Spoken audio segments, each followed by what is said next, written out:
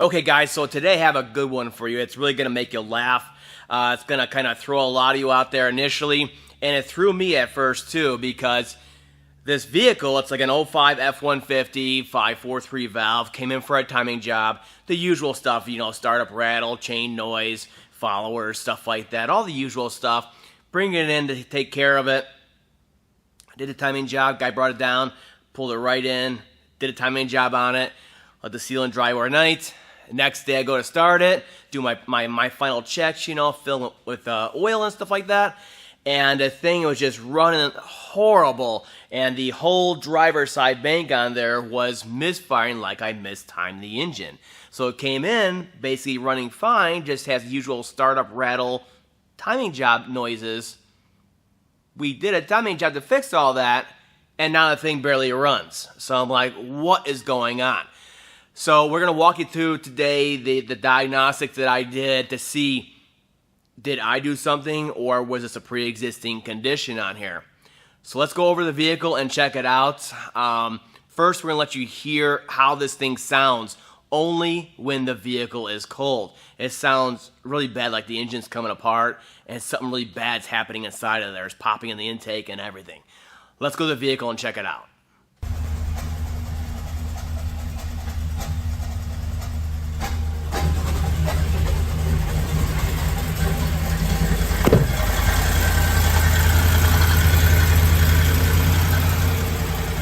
Sounds pretty crazy, right? I mean, the whole engine's shaking, one whole bank of cylinders misfiring. We got popping through the intake. We got this rattling and engine knocking type noise. I'm like, what did I do? Am I working on too many of these vehicles and I mistimed this one? No, I didn't do anything wrong with the timing at all.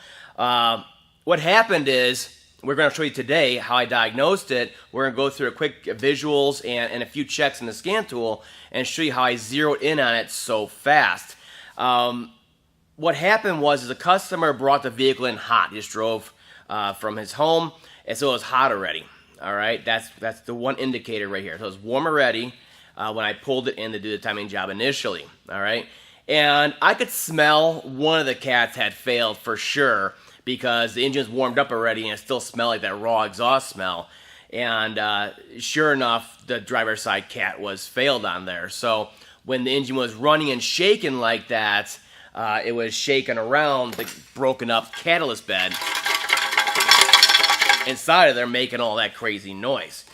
So why was it misfiring? Well, when he brought it in, it was warm. When I went to go start after the timing job, of course, it was, you know, room temperature, 60 degrees or so.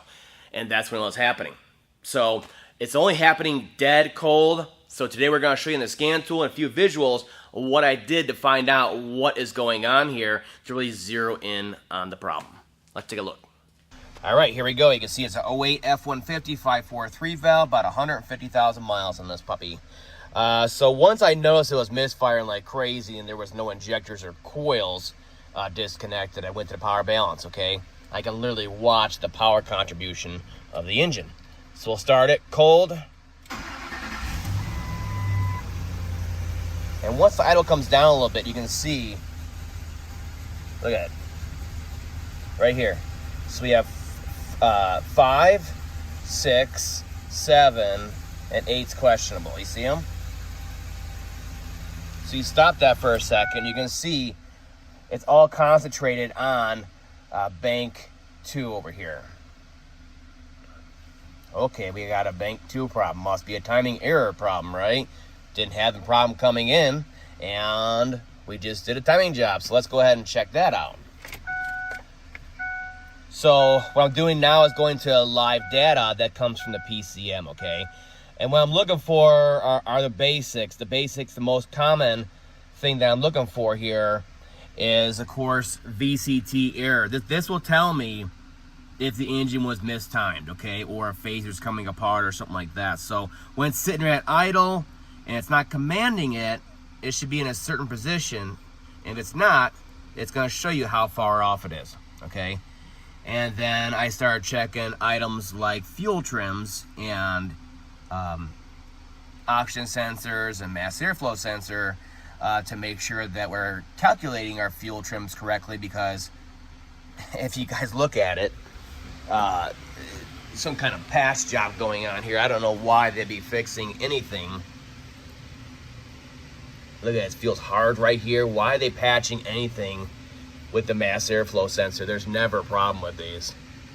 Never. So why was this even touched? And you know, so I had to make sure that was all working right, because again, if your fuel, that's the major contribution for the major deciding factor for the PCM to calculate fuel. And if it's off, guess what? We're going to have a problem with fuel calculation, and we're going to have misfires and all kinds of stuff going on. So go ahead and start it up.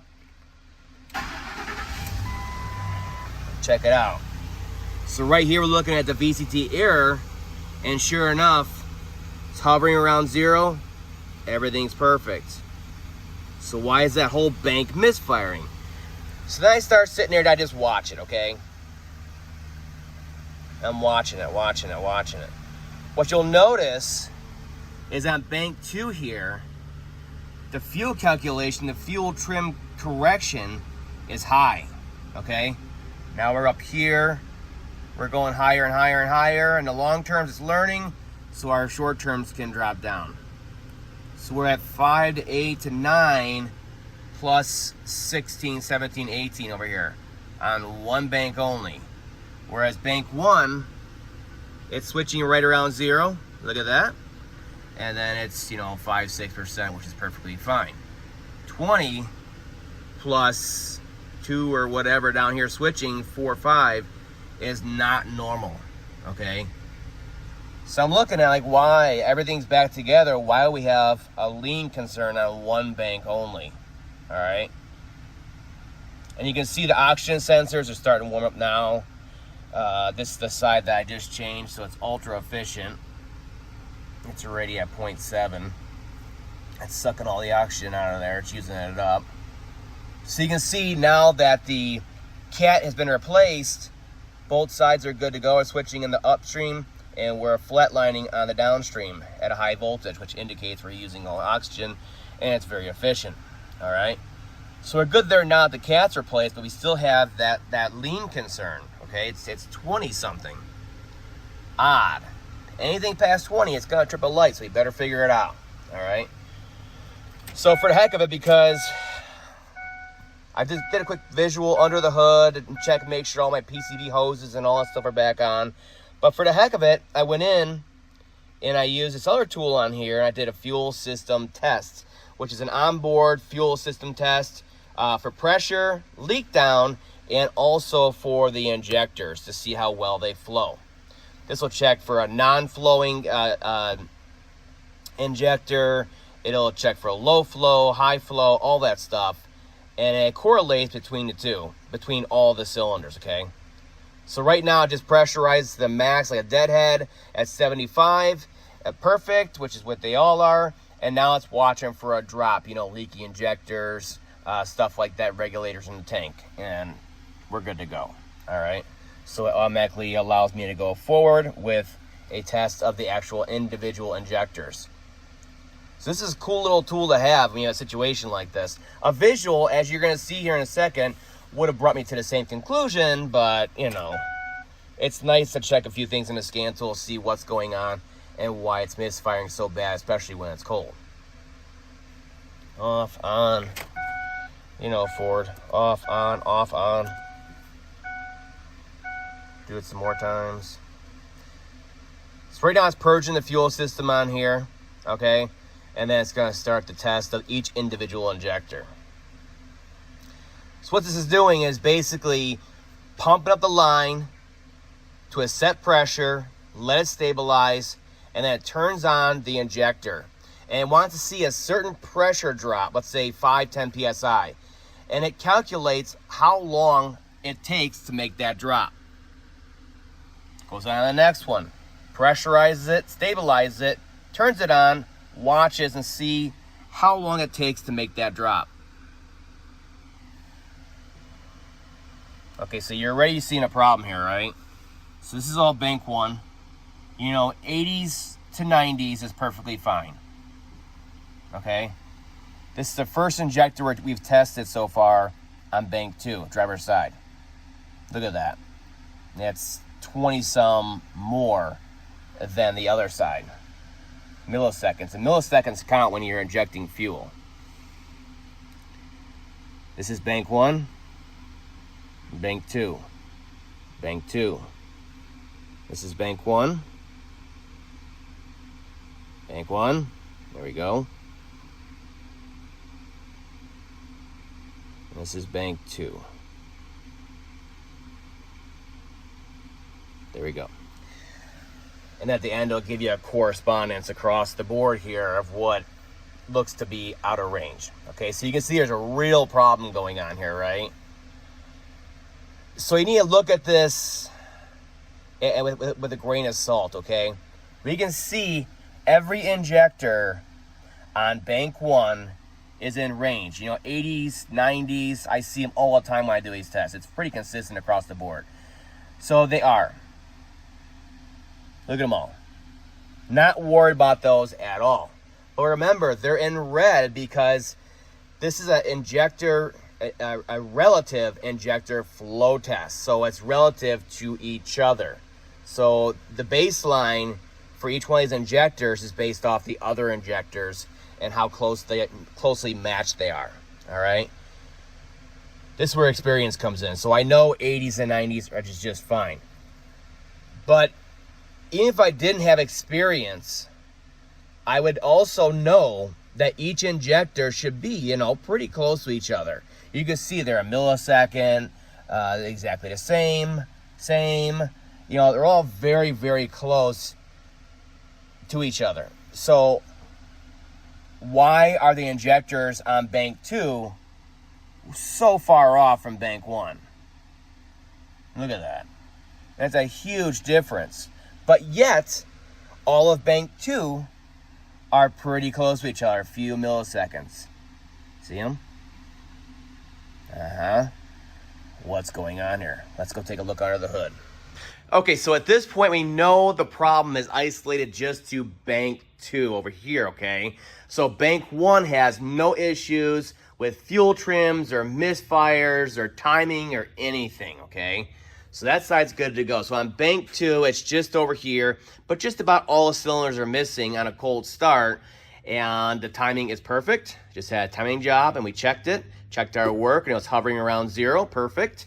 And then, like I said, the previous shop put in spark plugs and left them loose and didn't torque them down, and those burned up, so I changed those during the timing job, and the coils are also new from the previous shop. So all that's taken care of. We know timing, of course, is okay on this side. So now we're down to, all we know is that this bank of cylinders is misfiring like crazy coal. It's causing a popping through the intake. Our fuel trims are through the roof. At one point, they were in the 30s the other day when it was cold. So we know the issue is isolated on this side. So we just did a relative injector flow test, and we saw that the millisecond range, you know, 80s and 90s, we're in spec on this side over here, okay? The side with no problems. Imagine that. So if you don't have access to the Ford catalog or the fuel injector flow test, something like that, a quick visual would also show you what's going on here, okay? So you look on this side, and when you look at Ford fuel injectors, like you see, let me get the light set up for you guys. All Ford fuel injectors have a color banding on them that kind of identify what kind of flow rate they are. So a lot of them are brown. And again, they're going to be the same on both sides. But on this particular year, they're yellow, okay? And you can see, if I can zoom in on all of these on this side, they're all yellow on this side. No problem. They're all yellow. I already checked them, okay? Okay, well, that makes sense. Let's go to this side. Check it out. What's going on over here? So if I can get a camera on here, here we go. Get some light going. If we start looking at the injectors on this side, they're dirty, so it's hard to tell if they've been changed or not, although I can tell the body's a little bit different from the Ford OEM ones. But a simple visual of the color banding tells me that these are wrong. Yeah. and every one of them is pink color banding on there. So these are obviously aftermarket, all right? Now some aftermarkets, they do use different bandings. Generally they stick to the OEM color banding on there, but some may go outside that range. I haven't seen it, but most of the time they stick to the original color banding. So here is the Ford part number in the Ford catalog for the VIN of the truck, okay? So I know I have the right part. So you take that part number and you put it in the FordParts.com, get a nice little picture of it. Sure enough, yellow color banding. Well, let's see if there's any aftermarket ones out there that use a different color banding maybe, you know? So you have CarQuest, yellow. There's no other ones really on here, advanced. GP Sorensen, I've seen them before. That's yellow. Oss, whoever that is. And then of course Bosch. Bosch is also yellow. And I even went on the Standard Motor Products site, because those are popular also, and their color banding is also yellow. So now I know the injectors are wrong. So what happened is this guy, he had issues. The previous owner had issues with the truck, misfiring, acting up. You know, he's probably changed a few things out, and he couldn't figure it out. They pulled in fuel injectors in this bang, go swap those out, and nothing. And then they just finally gave it up and probably sold it for cheap to this new guy, and he wants it fixed right now, you know. And sure enough, they went in there, they put the spark plugs in, left them loose, caused new problems, misfires and ticking noises. And then they threw in fuel injectors that were wrong on this side and caused a whole new issue. And now they're just confused and they give up, you know. So what's happening here is the vehicle, you know, it has fuel trims for a cold start, okay? They're basically these fuel tables. It takes the temp and everything else, and it goes, I need to turn them on for this long so the engine runs this rich at this temp so it's stable and drivable for drive away, okay? For drivability concerns, okay? So it knows, so it basically goes, this is the temp outside, okay? It goes to the fuel lookup tables, okay? And then it turns on the injectors for the appropriate amount of milliseconds. Blindly, in open loop, okay? In open loop, when it's cold, all right? So it's doing that, assuming all the injectors are at the proper injector flow rate that is specified and calibrated for the calibration within the PCM. So of course this side, they're correct, they're the right flow rate, so there's no problem. This side, there's not. I don't know if they're too high or too low. Obviously they're too low. It seems like they're too low. It's at 20 some odd seconds, milliseconds longer to flow the same amount of a pressure drop compared to the other side. So they're way too small for this engine, so it's not running as rich as it should on a cold start, and therefore you have the popping and the misfires and all kinds of stuff going on until it starts warming up a little bit, starts correcting, and then once you're in closed loop, of course, it'll compensate it by jacking up the fuel trims to make up for it. And it will run, but it's gonna throw a check engine light because it's running, the pulse width is way too high for the vehicle. So what we're gonna do now is I might be able to show you how to change out a fuel injector on here. It's a real basic process. You know, a few safety precautions, otherwise you just things kind of pop in. It's a little crowded on the side. But once I do get them in for sure, and I have the new ones in there, I'll show you, and then we'll walk right over to the scan tool and we'll show you how the vehicle runs, again, cold. I'm obviously working on the vehicle cold because you don't want to change a fuel injector while it's hot, all right? And that's the best way to test it for this exact concern. And then once it runs and it kind of clears out any air bubbles in the system from opening up the fuel rail, we'll come back and we'll do the same fuel injector relative flow test and also check on those fuel trims. Okay, so real quick, I'll show you how to change a fuel injector safely in one of these vehicles. The very first thing you want to do is make sure the vehicle is cold, because if it's hot, even if it's warm, it actually can pressurize the fuel rail and it'll just shoot out everywhere. If it gets on a hot exhaust component, it will light up. Of course, make sure your negative battery cable is disconnected, stuff like that. get all your connections out of the way so we can lift the fuel rail and get access to the injectors. I'll get some better lighting in here in a second. Now on the 543 valve, there's these little clips that hold it to the top fuel rail, but it also angles it the right way. Okay, so they can lock in the side of the fuel rail and it'll make sure it angles this way on there for wiring reasons and all stuff like that. So I pull those out first while it's still bolted in. Make sure you have plenty of rags on hand. And let's see here. The bolts for the fuel rail, the two on this side, are right here. They're 8mm. Generally, you know, sometimes they're really rusted like this and they can get seized in the brass insert and spin. Luckily for me, they look bad, but of course they were in here just changing fuel injectors, so they'll come right out.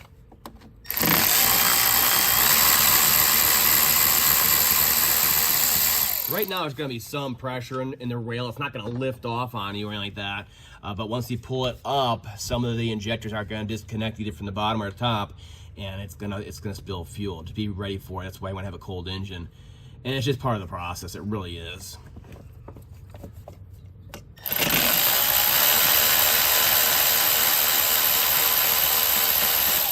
Okay. This side. Okay, now, so this point where you're going to try to lift it evenly, you know, and this should all come apart pretty easy. You may need to, really pull on the rail. When they get stuck in their original and dry, they'll really stick. So I usually lift a rail like this to the very back. Yes, the last one right here, number 3. That's cylinder 7, so the third one back came up. Whereas the last one, the injector came up with it. I don't know if you can see that. You can see it back there, yeah. Let me get that better lighting in here. So again, we just drained most of it out right there, but when we pull the last one, we're gonna have some more. So what I'll do is I'll be careful with it. You know, keeping in mind this is the fuel line going back to the tank and stuff like that.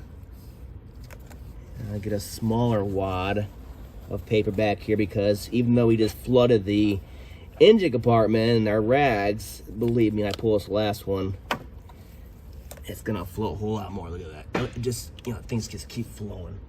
So we'll keep that back there. Get this out of here. And at this point, we just kind of twist and pull these up and out of here.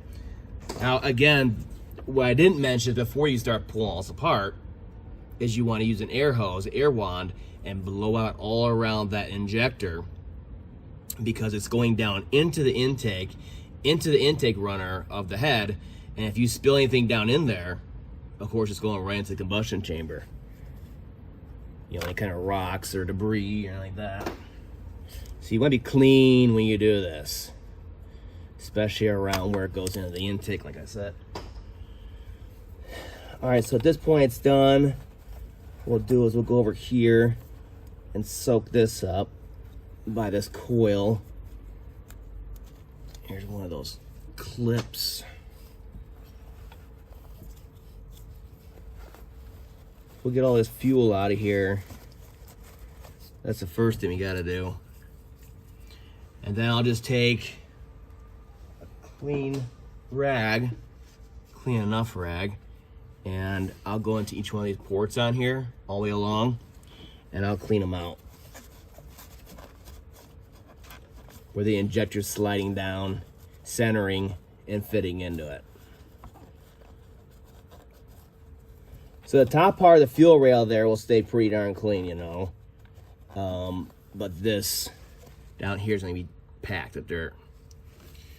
All right, there it goes. Like I said, it's just going to leak over and over again. Every time you move a hose or a fuel rail or something like this, it's just going to leak. Either way. Okay, so here are the new ones. You can see the right color banding. They include new O-rings. You want to grease the heck out of them like this. All right, regular wheel bearing grease, something like that. And then there's a little slot right here with it facing up like this. You want to slide it into those slots.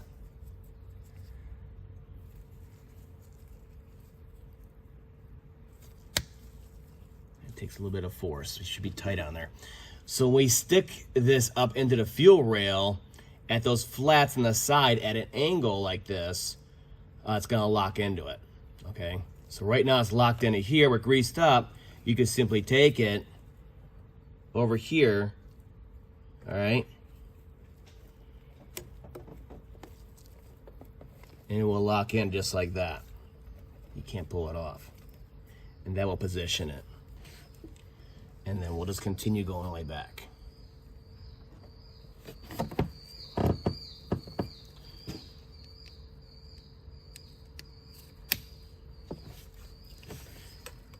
And this should take care of his concern once and for all. Be the last piece of the puzzle for this job.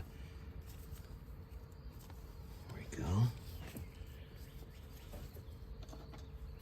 With fuel, you gotta work in a well-ventilated area. Luckily today it's like 70 degrees outside, and I'm able to have all my doors open. It's the first time it's been nice like this in a long time. And these injectors can go in any port on here. They're all the same.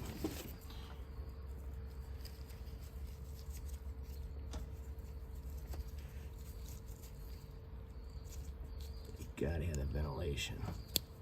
I'm still gonna get messed up from this, but it won't be as bad as if it was closed.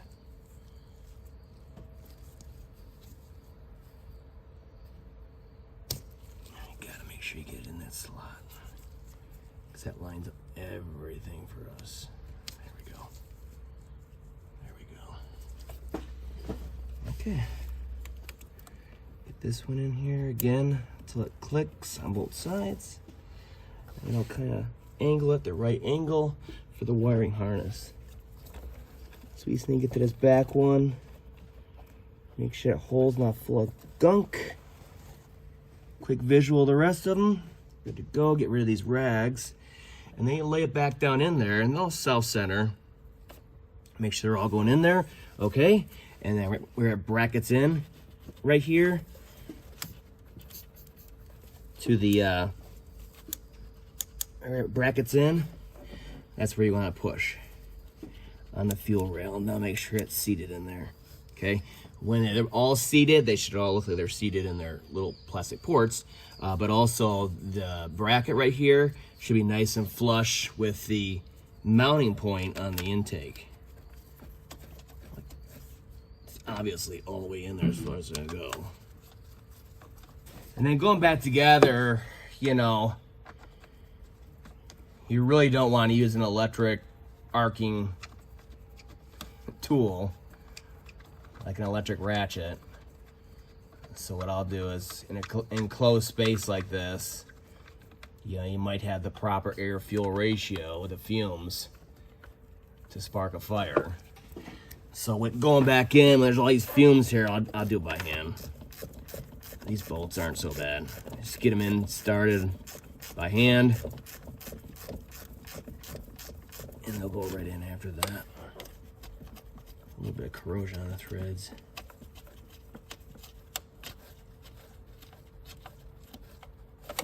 So they're pretty simple. It's just, you know, you need a few precautions.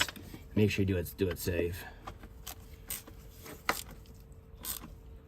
All right, so both those are snug.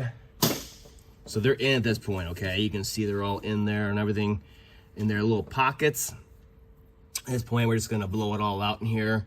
Make sure all debris out of here, and then any kind of remaining fuel, so it's dry. The idea is when we go turn the key on a couple times, and then prime and pressurize it, we're checking all of this for leaks, okay? Before we ever start the vehicle. And then we'll start and we'll see how she runs. All right, here we go, moment of truth. Hear that? That's the fuel system priming.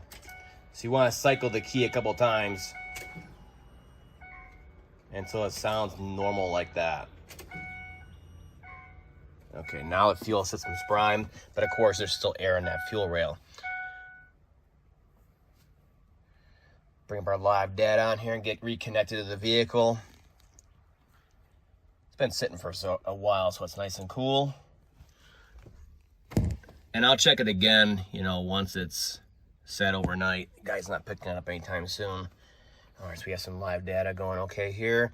So the first thing we're gonna do while it's cold, since it's been sitting, is do a power balance on it, okay? Now we just did an injector, a relative injector flow test. So there's gonna be fuel in the cylinders that we need to clear out. So it's gonna misfire at first, but it'll of course fix itself after that. Let's go ahead and start it up. Ooh, it feels better already. I can feel it. Oh, look at that. Imagine that. Clear it out. Looks good. It's pretty darn good. All right, let's check the fuel trims. Now, I did not reset the fuel trims yet. We're literally gonna let it run and learn. And you can see, they're bringing them right back down. -20. And we have 15 to 20 on the long terms there. So you can either reset it or just sit here and watch it and it'll bring it back. Of course, our timing is in check down here still. There it is. But let's watch the fuel side of things. So you can see it's waiting to go into closed loop for it to actually pull that all the way back. So we're at 21, 20, and we're at 15 down here. So in the end, that calculation would be 5. Okay. And then of course bank 1 is just fine. 6%, 5%. O2s are switching. And our cats are both okay.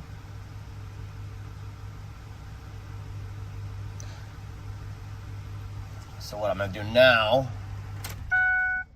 is simply turn the key on, and I'm going to reset the memory in the PCM by resetting the cam. Now the alternate way of doing this, of course, is to, without a scan tool, is to just disconnect the battery for, 5-10 minutes. It'll deplete the capacitors and it'll erase the memory in there. The volatile RAM, anyway. But the scan tool forces it instantly. So we'll do that. Turn it off for a few seconds. Da, da, da, da, da. Go into there. And we'll turn the key on. It'll sweep the throttle body and learn position. Let's go back to our live data here. Let me turn off these side lights, getting a glare. There we go. Nice. All right, so here's our fuel trim. You see everything's zeroed out on here. So we can go ahead and start it and let it learn. Man, this thing starts nice now.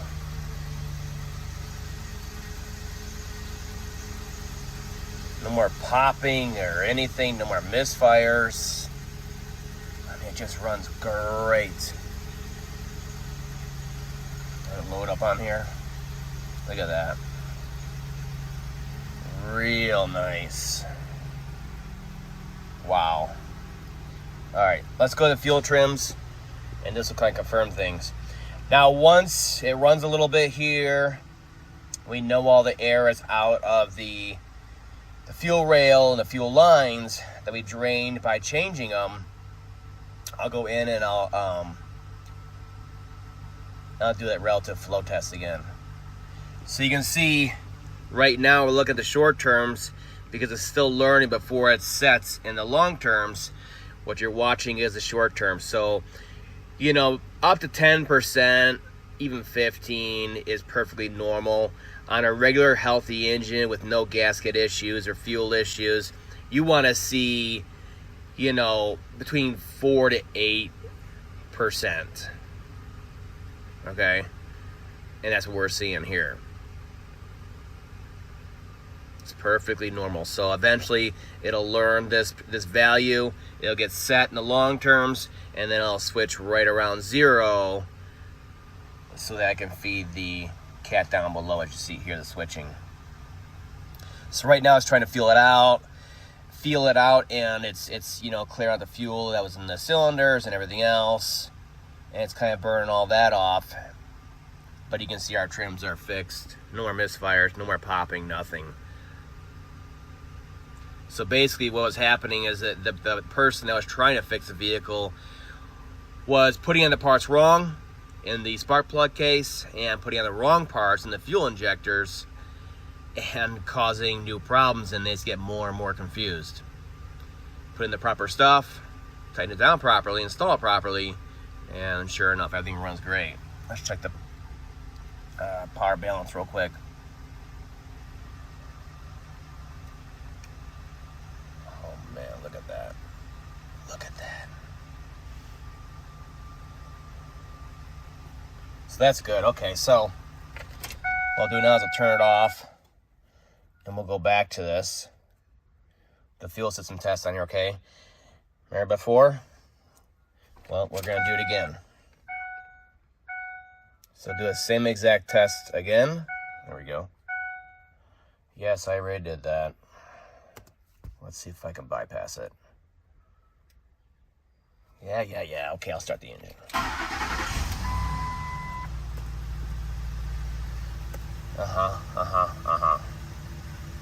This is what I was talking about earlier when I did that purge test. Basically what it does while the engine's off, it's dumping raw fuel into the cylinders during that injector flow test. So before you do it again, or before you can say there's a misfire or not, or a fuel issue, you gotta let it run and clear that stuff out of there, and that's what it's forcing me to do right now. We of course already did that, verifying the misfires and all that stuff earlier. So you saw before it was just a mess, right? With the injector flow, just all over the board. One side was high, one side was low, and then it was pushing the other ones outside the limits on there. It was just a mess. So if you have the patience, you can sit here and watch it go through it again.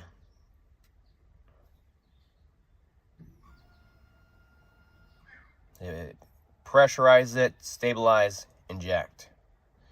And here's your reading.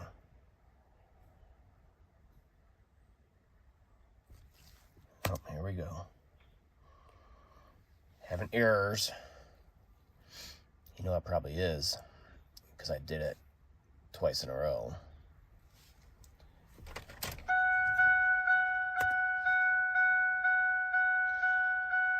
Communication failure. Look at all this. I'm going to have to fix this. Let's see what we got. 99, okay.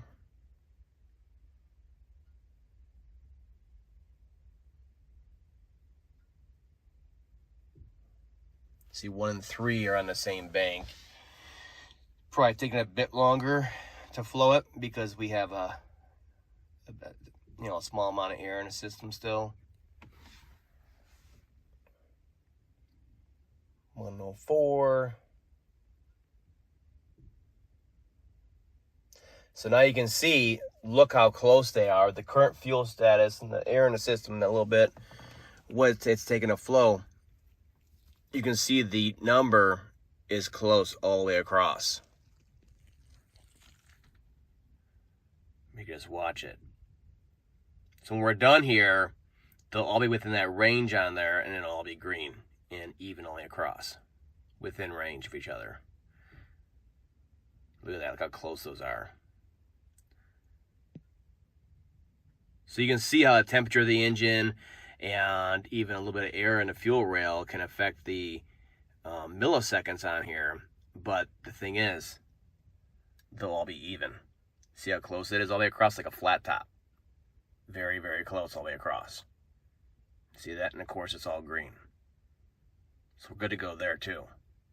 So we'll just head back to the shop and retest in the morning. But otherwise, this one is good to go.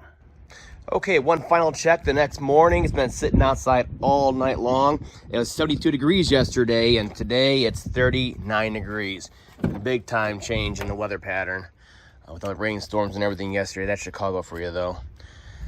So we'll go ahead and we'll start it up. Nice and cold, been sitting. And we'll see how it sounds, see how it runs. Oh, wow.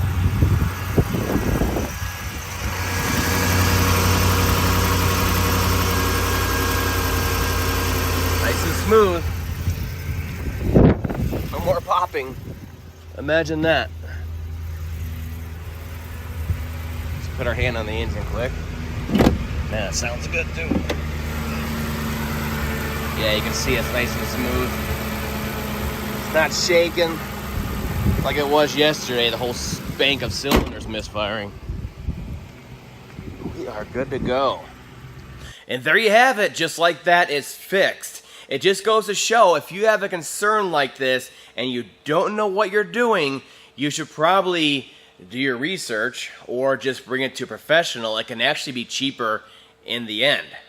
In this case, it definitely was cheaper just to bring it to someone that knows what they're doing, is going to do it right, because I zeroed in right onto those fuel injectors based on the injector flow test, and one side being way lean compared to the other side. And then the cold start misfires, it all came together. And it was very obvious at that point. Once you saw the color banding, why? Why did this ever happen in the first place? They were chasing a drivability concern on that side, and they just started throwing parts at it. That's what happened. That's all for now. I need to go on to an 01 Expedition with the lean code. It's an old 2-valve engine. I'm sure you guys know what that's all about already. Hopefully I'll have a video on that. And we have that video for diagnosis in the future. It's a very, very common code. That's all for now, though. I'll see you guys next time.